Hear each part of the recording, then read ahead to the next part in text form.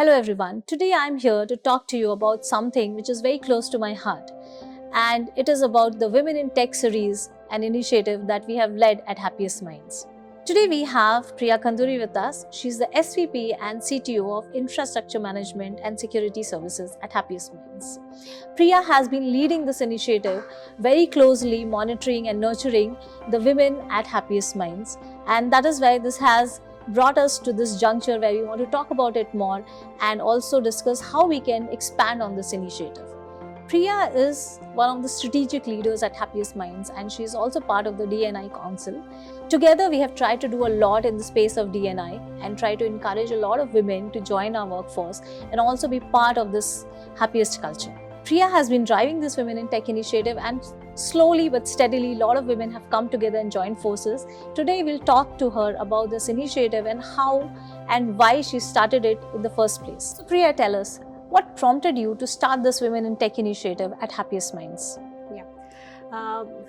The prompt, the initiative, the motivation to start this series of Women in Tech for our women employee community, it started with the fact of what I would have liked to see when I was starting my career or during the early stages of my career. If we had an opportunity to learn from leaders who have made it to the top, to draw inspiration from the journey of other women leaders, that could really have helped me to take maybe few better decisions, if you choose few wiser paths or whatever. So that's one of the reasons why I really started this series. And a second motivation is through interactions that I've had with fellow colleagues, those who come to me for advice or mentorship, and listening to some of the choices that they have to make, some of the problems that they go through. I thought it would be a good idea if they can learn from other industry leaders, bring them together, have these series, have these panel or fireside chats where everybody gets to listen to their experiences, their paths, and draw conclusions, reasons, more inspiration from their journey.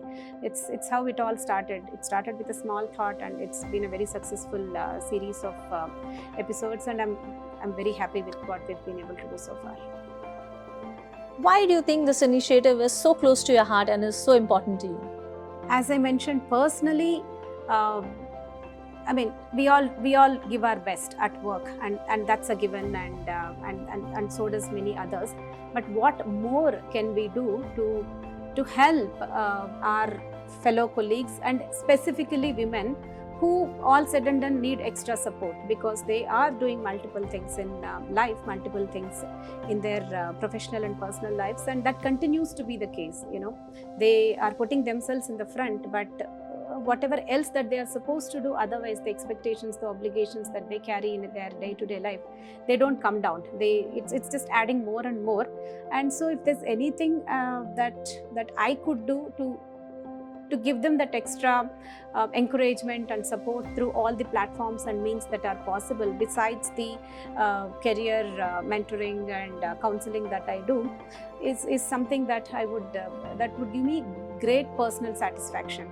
And that's how it all started. Like I said, we all work, we all give our best, but what more can we do to encourage the women to keep going and to keep pursuing their goals and attain leadership positions is what that's always triggered me to continue on this path. And along those lines, it's really, really close to my heart and very, very important to me. How do you think the women leaders can make an impact and change the paradigm in the STEM sector for women professionals? Yes,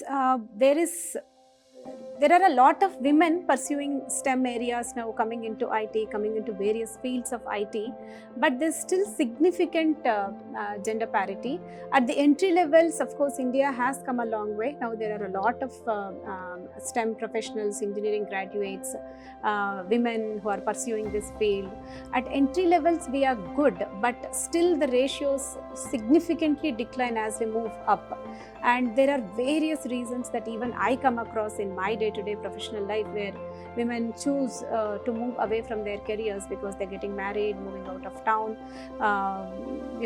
kids and young mothers who are struggling to achieve that balance. Or sometimes it's a simple, it's just too difficult. I cannot do it. I would rather do something easy or choose something simple. And this is what really affects the gender parity in STEM fields. The way to bridge it is all of us, organizations, those who carry the responsibility of senior leadership, and even government, consciously building that awareness of, this field of STEM is not difficult for women. The field of STEM is for women, and there are so many areas of STEM that are meant for women, that are specifically meant for women in terms of the latest Gen AI. If you take an example, there are other fields outside IT which have good gender equality, such as marketing and healthcare, and there are many other fields, the creative fields, where we have enough women representation. They can move into Gen AI, they can become prompt engineers, they will be the best to implement Gen AI in various verticals and industry segments. So there are many. Just think about innovative ways to encourage them, to bring them into this field, to use their expertise technically and otherwise in this field, and also help them stay on course. That is more important than everything else. Consciously try to build that culture within your teams and across your organization. That's one way to gradually bridge this parity. What do you think are the key hurdles that we need to overcome to encourage more and more women to join STEM? Once again, the whole concept of it is a difficult field. Even today, I see many girls saying physics is very difficult. It's a boys' subject. I hear it every day. So the whole concept or the psychology that STEM is a difficult field for women, it is not really meant for women, maths is not for me, physics is not for me. It has to start from there. Fix it from that point onwards, that it is for everybody. There is no special brain that's required to do any of these fields, and that's at the entry level, right from their education, right from their schooling, right from your own parenting. Try to tell them that this is same as everybody else, and it's meant for girls as much as it's meant for boys. And also at later stages of life, obviously technology is not what brings them down. It is trying to strike a balance, and the whole question of is it worth it? Is it worth? Do I have to continue on this course at the cost of my family's happiness or my own work-life balance, or many aspects that bring us down? Even their conscious efforts from supervisors, from leaders, from organization, from everybody, consciously creating that ecosystem, support system for women to be able to stay on that course and overcome those challenges one day at a time, one professional day at a time, would significantly help. That's the other aspect.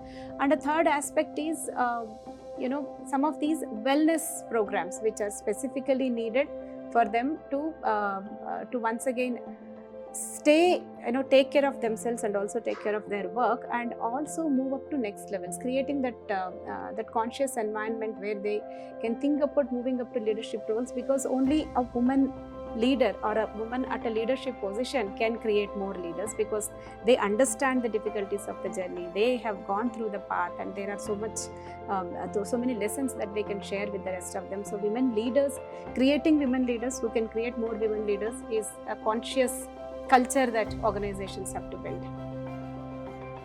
And Priya, finally, what do you think is your advice for women leaders and professionals to encourage more and more women to join the sector? Many women leaders who've made it to that level, I appreciate them, I sincerely admire them. But what more they can do, once again based on my own experiences and also experiences of interacting with aspiring managers, women managers and women leaders, is that I would say, if you are there, then you are definitely the best. That's why you are there.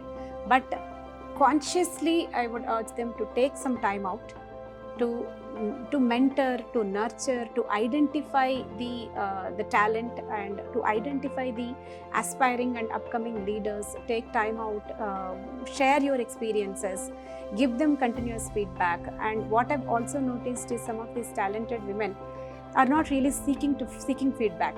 They are just busy with their job, come, work and go.